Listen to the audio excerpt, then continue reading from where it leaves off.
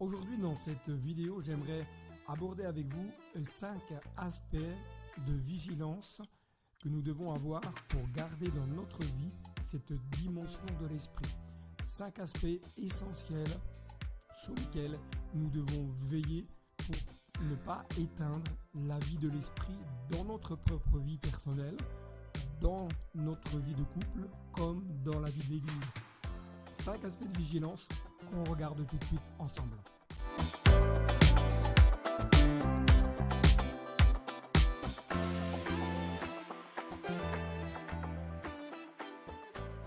Peut-être que vous avez déjà remarqué, comme moi, que la vie chrétienne, c'est une vie qui est faite de vraiment de très belles choses. On vit des belles choses avec Dieu, on va vivre de belles expériences, on va expérimenter ses grâces, ses faveurs, son amour, sa puissance.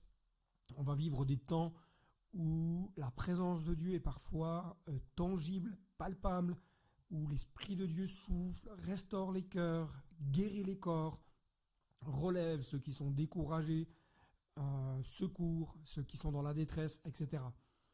Mais il y a parfois aussi des temps dans la vie chrétienne où il faut lutter, où il faut se tenir dans l'intimité de Dieu avec force. On va combattre, on va aller chercher le cœur de Dieu, on va puiser dans son cœur les ressources dont nous avons besoin. Parce que la vie chrétienne, elle est faite comme ça, elle n'est pas faite que de moments de plénitude, de moments où tout se passe très bien. Non, il y a des moments où parfois c'est quand même plus compliqué, il faut le dire, il ne faut pas avoir peur d'en parler.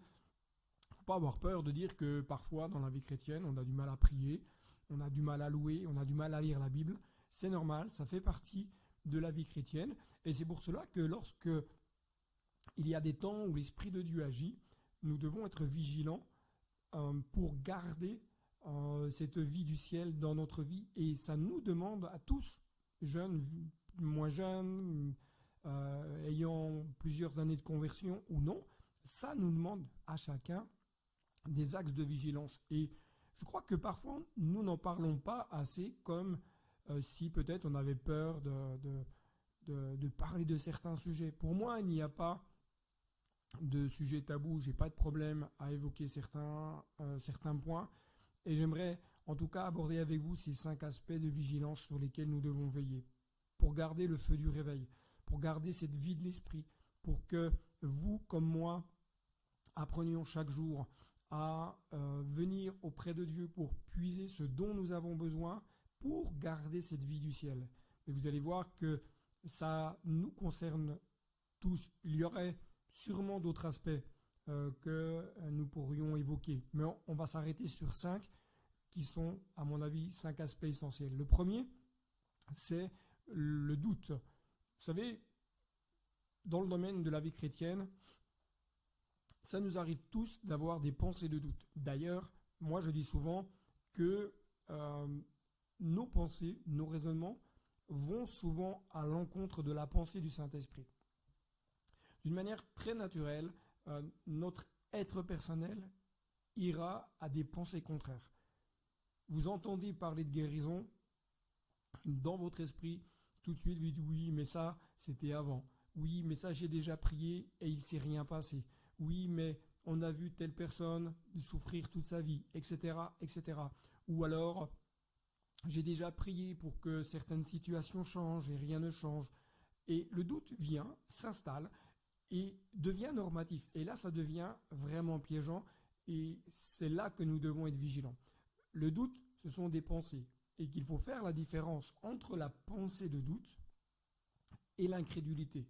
L'incrédulité, c'est le refus de croire. C'est le refus d'accepter que Dieu agisse. Le doute, c'est quelque chose qui nous amène à être un petit peu ébranlés. Et ça, nous sommes toutes et tous concernés et nous ne devons pas nous culpabiliser. En outre, nous devons y faire face, lutter, museler ces raisonnements et ces pensées qui sont contraires et les rejeter. Parce que si on accepte ces pensées de doute, elles deviennent normatives et ensuite on croit en des mensonges et on finit par tomber dans l'incrédulité. Le doute est quelque chose sur lequel nous devons veiller. Et veiller cela, c'est dans la prière, rejeter toutes les pensées lorsqu'elles viennent dans votre esprit et dire non, je refuse parce que la Bible dit que.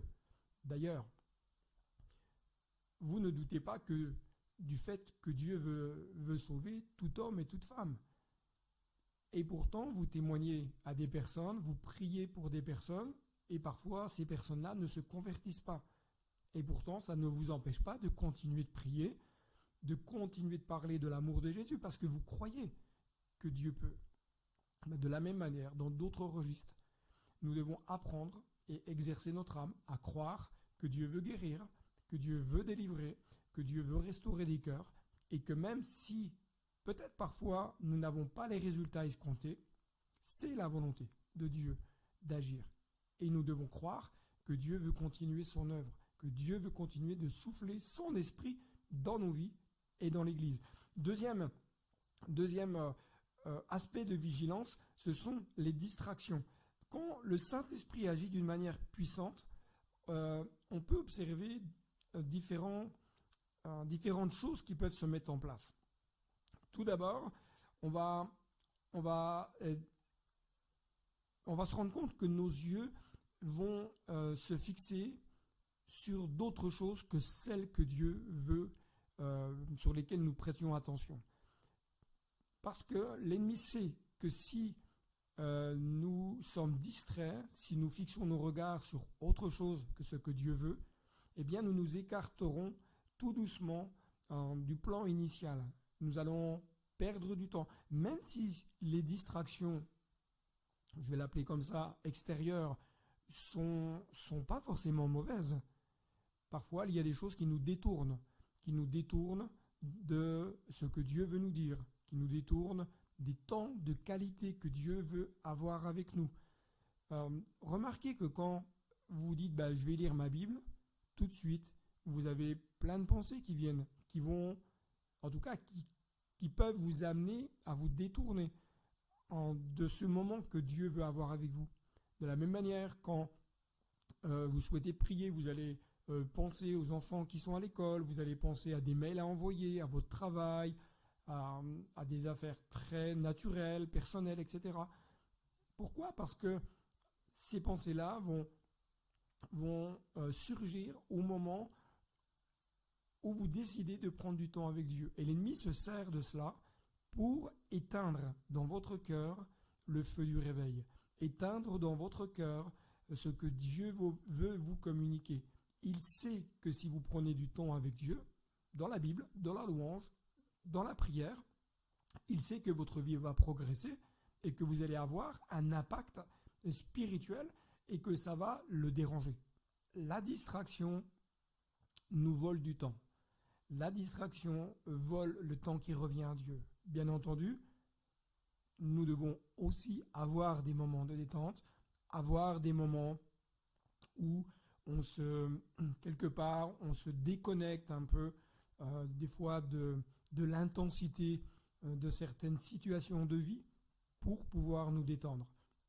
Mais ne laissons pas les distractions voler le temps qui revient à Dieu et éteindre en nous le feu du réveil. Un troisième aspect qui est un axe de vigilance, c'est la déception. Quand on est enthousiasmé de ce que Dieu fait, nous avons de fortes attentes. On voudrait révolutionner la terre. On voudrait que tout le monde marche dans la même direction.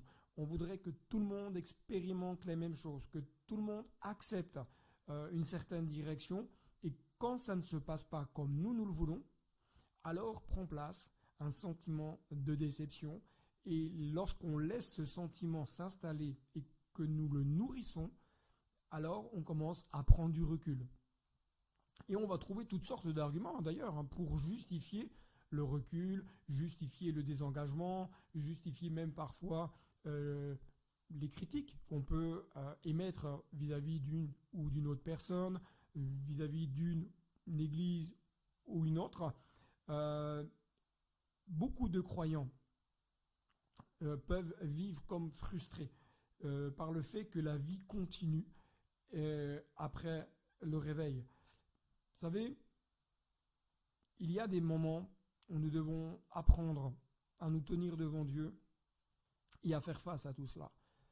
La frustration, c'est quelque chose qui peut tous nous gagner, mais c'est quelque chose que nous ne devons pas accepter dans notre vie et que nous devons rejeter. Nous sommes toutes et tous concernés par cela et nous devons apprendre à réaliser ce que Dieu fait et ce que Dieu veut faire. Il y a des temps de rafraîchissement que Dieu permet et que c'est à nous de veiller pour rester dans ces temps de rafraîchissement, pour que les temps de rafraîchissement continuent de s'opérer dans notre vie comme dans la vie des autres, et que si ça ne se passe pas comme peut-être nous le pensons, nous puissions nous tenir dans l'intimité de Dieu et prier, dire Seigneur, continue ton œuvre, agis, fais grâce, touche, continue d'agir dans les cœurs, transforme les vies, amène-les plus loin. Et si vous avez des personnes autour de vous qui se sont découragées, priez pour elles. Ne vous laissez pas gagner par la frustration du fait que peut-être certaines personnes se sont désengagées dans leur vie d'église ou se sont désengagées avec Dieu. Priez pour ces personnes parce que Dieu les aime et Dieu veut réveiller leur cœur. Quatrième aspect sur lequel nous devons être vigilants, c'est le découragement. Je crois que le découragement, c'est ce qui fait suite à la déception. Lorsque nous sommes déçus, eh bien, on se décourage. On dit, de toute façon, ça ne sert à rien de continuer, ça ne sert à rien de lutter, ça ne sert à rien de combattre, ça ne sert à rien de continuer de s'engager, etc. Et laisser le découragement prendre place est un véritable piège dans notre vie personnelle, comme dans la vie de l'Église. Si on laisse le découragement prendre place, nous allons être accablés. Tout va nous sembler lourd, tout va nous sembler difficile, tout va être comme un fardeau pesant et on va avoir du mal à vivre notre vie de foi en nous réjouissant. Tout va devenir comme un poids, comme des lois, comme des choses, des contraintes, des choses qu'il faut faire, qu'il ne faut pas faire, etc., etc. Alors que la vie avec Dieu, c'est une vie de liberté. Et moi, j'aime le rappeler, c'est vraiment un texte que j'aime beaucoup. Là où est l'esprit, là est la liberté. L'esprit de Dieu, lorsqu'il agit, nous amène dans une voie de liberté. Pas une liberté comme peut-être beaucoup le pensent, dans le sens où on fait ce qu'on a envie, on peut vivre n'importe comment, de toute façon on est sauvé. Non, cette liberté de vivre libre de l'esclavage du péché, la liberté dans notre caractère, la liberté dans nos raisonnements, liberté dans la vie spirituelle, de vivre des belles choses avec Dieu, d'expérimenter des grâces merveilleuses. Et il y a un cinquième aspect qui n'est pas des moindres, sur lequel nous devons veiller pour ne pas éteindre, pas ne laisser éteindre le feu de l'esprit, c'est la diffamation.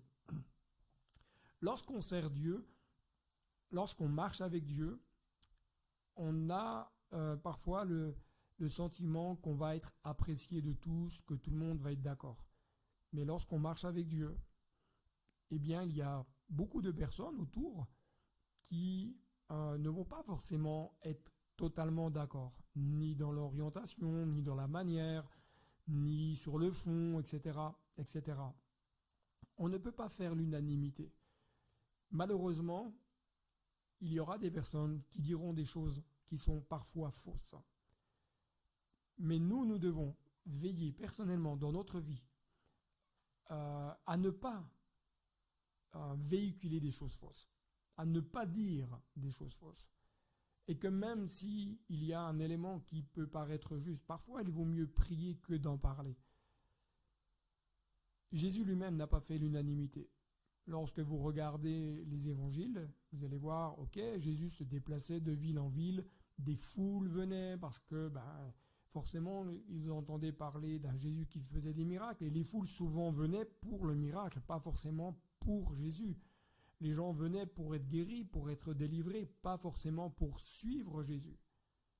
Mais dans toutes ces foules, certaines personnes se sont détournées. D'ailleurs, même dans ses propres disciples, certains disciples l'ont abandonné, se sont détournés, ont suivi une autre voie. Et Jésus va dire à ses propres disciples, il dit, vous, qu'est-ce que vous voulez faire? Donc, Jésus n'a pas fait l'unanimité non plus. Il y a eu des religieux qui se sont opposés, etc. Mais c'est un axe de vigilance. C'est-à-dire que je crois que nous ne devons pas laisser tous ces raisonnements, toutes ces choses qui peuvent être dites nous freiner, nous arrêter, nous empêcher de vivre l'extraordinaire. Mais nous ne devons pas être non plus de ceux qui véhiculons des choses fausses.